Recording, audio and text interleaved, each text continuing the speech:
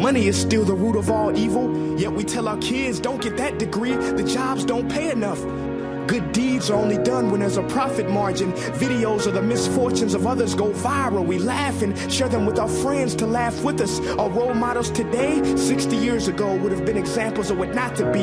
There are states where people can legally be discriminated against because they were born a certain way. Companies invest millions of dollars hiring specialists to make little girls feel like they need makeup to be beautiful, permanently lowering their self-esteem because they will never be pretty enough to meet those impossible standards.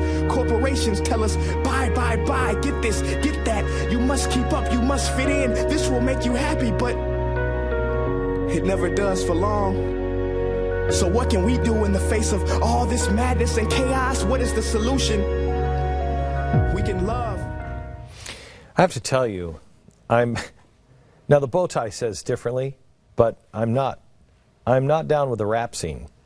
But I saw this video and I was so happy to see this. I don't know how many people I sent this to personally before we started posting it up on TheBlaze and GlennBeck.com.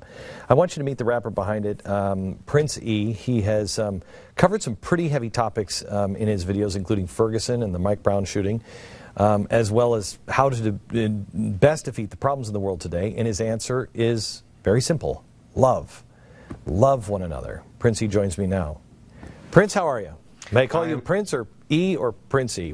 Hey, it's just a name, whatever you want to call it. Prince is good. Prince E is good. How are you? Very good, very good. Thank you for being on. Let me ask you, first of all, the motivation behind this, because I just about every line in what I just heard and what I've seen, the whole thing, I cheer on almost every line. I'm like, yes, yes. Wow. So what was the motivation? Where did this come from? Well, honestly, before I wrote that piece, I thought about death, and as morbid as that sounds, I thought about death, and that's something that we all have to think about. And I thought, if I was going to die in a week, and I had one last message to give to humanity, what would it be? And that came out.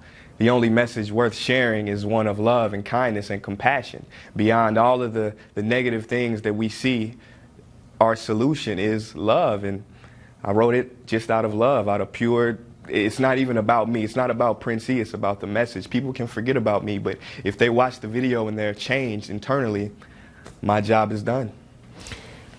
Tell me about you. I mean, what is your, who are you? Where is this coming from? Wow. Well, I am a 26-year-old from St. Louis, Missouri. I graduated actually with my degree in anthropology. So anthropology gave me a perspective on viewing the world objectively. And obviously I'm also a musician, so I combine anthropology with my music and give a lot of social analyses. But where it all comes from, honestly... Yeah, but I mean, let me just back up here. Honestly, yeah. This is not the mainstream message, right? You know, you either got this from your parents or some. Where is this coming from? It comes from inside. It comes from me looking inside of myself. You know, I grew up on the worst part of the worst city in the world. You know, statistically, St. Louis, Missouri. I live on the north side of St. Louis, Missouri, and it just comes from me sitting alone and looking inward as what is the solution, what makes me happy, looking at the world, what makes me happy, and it's love, it's peace, it's compassion, the most basic ideas that permeate all religions, but not a lot of people seem to adopt. But it came from me looking inside, introspection. I have to tell you, not a lot of people even take the time to stop and look inside. You know, you always, whenever I talk to somebody and they're like, "Oh no, I'm good. I ask them, how long can you be in the car without the radio on? Yeah. You know, a lot of people just they can't be quiet because they don't want to think the big thoughts and the hard thoughts, and they can't quite make things connect. I don't know if you heard the monologue that I said beforehand before we went on, but we're a globe. We're a people. This is not the president. This is not politics. It's not Washington. It's not the Tea Party. It's none of that stuff. This is happening all over the world. Yeah. And we're spiraling into this nightmare, and culture is leading. I can't say. Well, let me ask you: is culture leading the way, or are we following? Or are we leading? Totally, it's a combination of both. You know, it's the culture that, you know, it's interconnected. But I think that, you know, it's an analogy. You want to change a tree. A tree lives on its roots, right? You change the roots, you change the tree. If you want to change the culture, you have to change the human heart, and the culture will follow. So it really is an interconnection of both, and that's what I am an artist that wants to connect with people's hearts, because I think the individual is everything. If you want to change, if you're in a movie theater and you don't like the movie, you don't go up to the movie and start beating up the TV, the projection, the TV screen. You know, you go and change the film.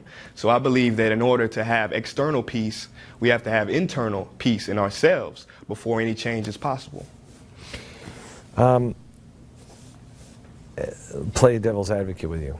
Okay, We are a very small group of people that believe this way. You're a small rapper. I'm a small fledgling, you know, network.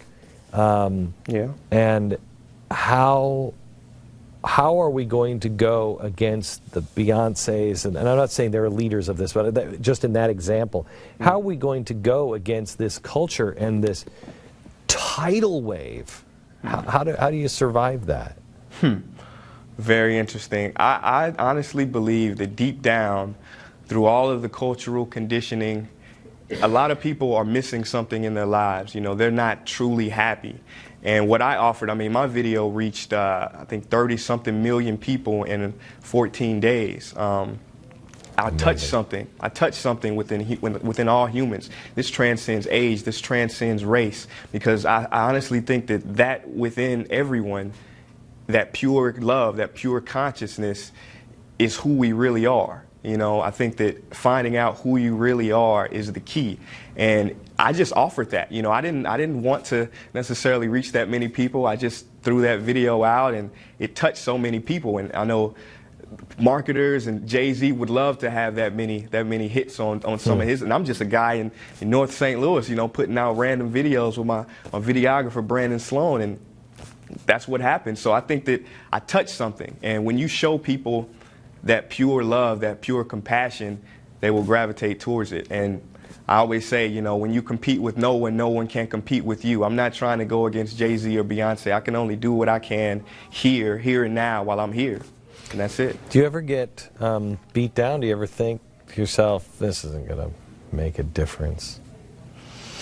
Honestly, I don't worry about it. I just do what I can, and I let go of the result. You know, I used to be neurotic about, you know, with this, how many views will this get? Will this get a good response from people? Now I just let it go. I can only create art out of pure love and compassion and see what happens. So I don't have those thoughts anymore, you know, if it's going to be successful, if it's going to touch people. So may I suggest you're going to see more success than you can possibly imagine. If that is indeed true, that you've just let it go and you're just doing and following your heart, that's when people become megastars. That's when the message really connects, because I don't think, you know, you can fake and write evil and bad guys, because most people have not seen real, genuine evil in their life, you know, so it's not real personal.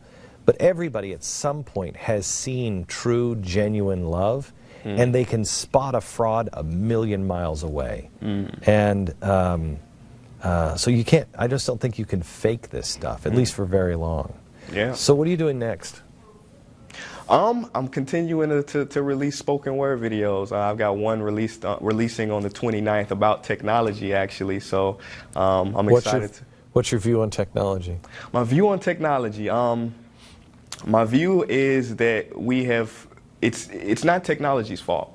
It's our fault. At the end of the day, you know, I talk about the loss of connectivity with humans and things like that, but at the end of the day, it's about our relationship with technology that is the problem. It all comes back to ourselves, you know. It all comes back to how we live, how we react, and are we going to live our lives outwardly, or are we going to live an inward existence? Because I believe the inward existence is the most fulfilling. So I have to tell you, yeah. I don't know how you vote. I don't know if you even know who I am, or you hate me, like me. I don't know. But you, I love you. I love you. We have a lot in common, my friend, and I am very proud to have you on the show. And I